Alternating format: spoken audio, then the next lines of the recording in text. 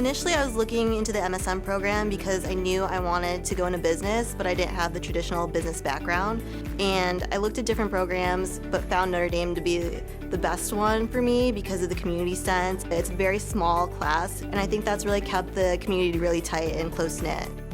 So MSM really set me up well for being able to understand things broadly. Like, there were marketing courses and there were speech courses. So I've given speeches in front of 50 plus people before, and without that speech course class, I might have not been as prepared as I could have been. These skill sets that you don't know that you need yet could come down the line in your career. Being able to rely on the networking skills and building this community here at Notre Dame has really transferred over to my career and my life in Chicago now.